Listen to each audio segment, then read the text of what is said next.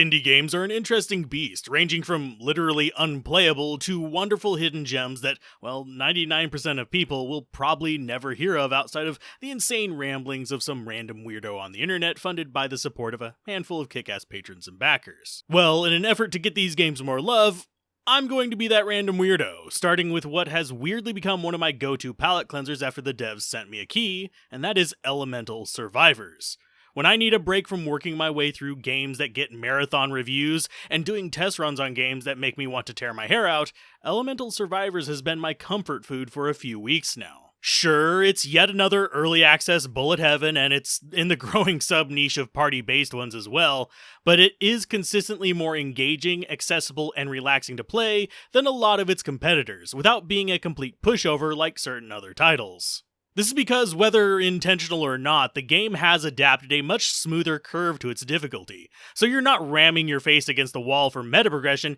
each time you move to a new stage, but you do still need to think about your decisions or you'll just end up getting overwhelmed by the swarms, especially if you did not spend any of that time working on unlocks in the previous stages. The nice thing about these unlocks is that, unlike many of its competitors, you don't need to go diving into a wiki or hunting strategy guides on YouTube to figure out how to do them, since the game itself has a built-in strategy guide that tells you the unlock conditions of each feature. And while some people might view this as hand-holding, I think it's honestly more of a breath of fresh air in a world where so many games don't even bother with a manual anymore in favor of letting you dig through half-finished and outdated fandom or Fextra Life wikis, or search for those third-page results on Google that have the actual information you want. And funnily enough, the game also carries this unlock method over to the music as well, which lets you unlock even more music by interacting with the music player while stomping enemy faces. And it is totally worth it to unlock these to dig up even more varieties of music. Now, probably the only part of the progression system that I don't like is how to unlock the transformed version of any given skill.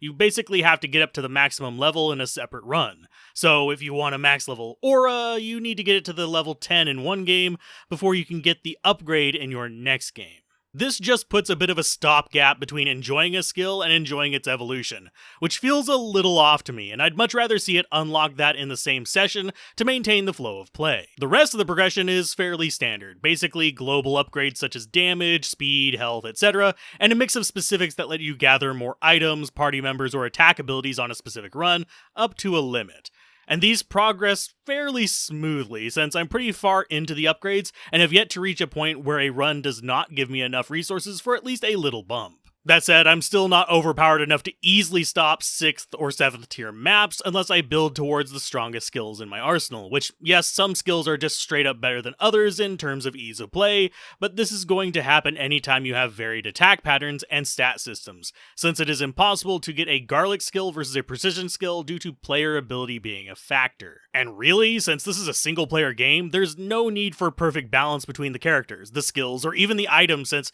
variety often opens up the potential for challenge runs, and it even has this built into design through some of the unlock challenges and methods due to being locked behind specific characters and items. Now, where games like this often fall apart is in one of two areas. 1, level design, and 2, controls. Thankfully, the controls in Elemental Survivors are pretty intuitive, though they definitely designed it to prefer playing on a controller rather than with keyboard and mouse, at least in my opinion. And this is good for me, since for relaxing, controller is my first pick, and mouse only is sort of my second pick, with the full mouse and keyboard combo often being just murder on my back, since it usually means I can't lean back in my chair and play. The level design on the flip side does end up feeling a little samey, even between different biomes, with the major differences being that later levels not only have more difficult and varied enemies, but they also have more map obstructions, so you'll find yourself going around lakes and mountains and walls much more on them, but it is still mostly just aesthetic differences besides this minor effect.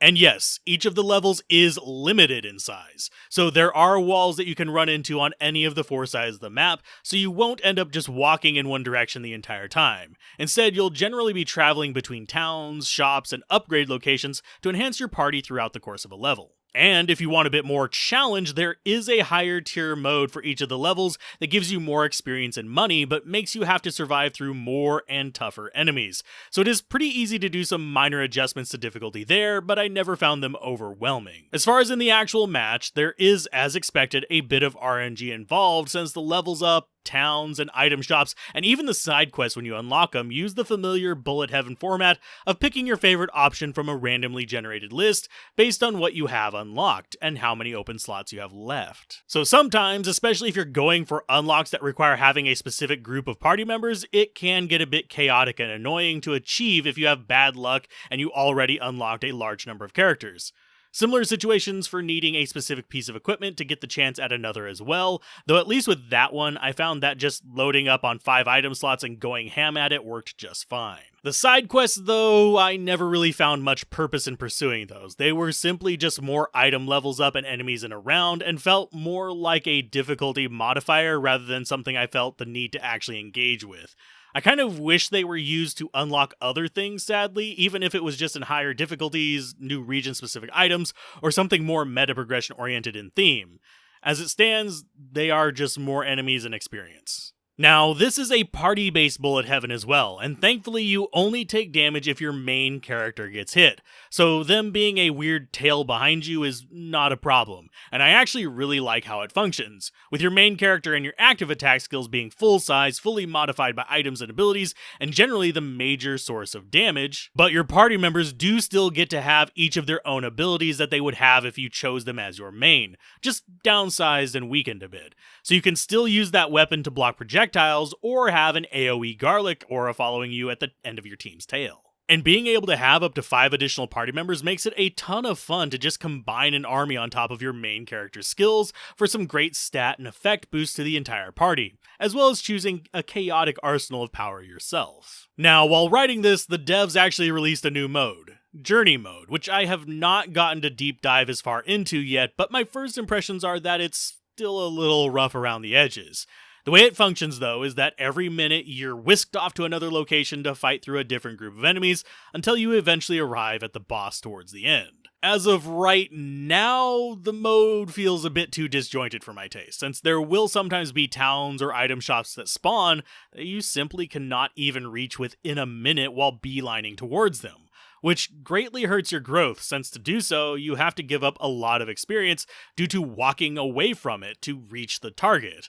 I think an expansion of this to 3 minutes or even allowing it to be player adjustable within a range to tune difficulty would be ideal. This would especially impact the scaling of enemies, since as it stands, to have a chance at reaching the end of this challenge mode, you would need a lot of unlocks done to ramp up that damage and also to focus your upgrade paths. So for now, I'd give that mode a bit more time in the oven, unless you have really exhausted the rest of your content currently in the game. But overall, Elemental Survivors fits perfectly into the niche of being a game I can jump into for a 20 to 30 minute interlude between breaking games and writing scripts when my brain needs a bit of a rest. So I can wholeheartedly recommend it as a lunch break game or even just winding down in the evening title where you don't have to be in tryhard mode to have fun. And as always, if you want to see these videos ad-free, I upload them on the Patreon as well, where they become free to view without ads for everyone after 7 days.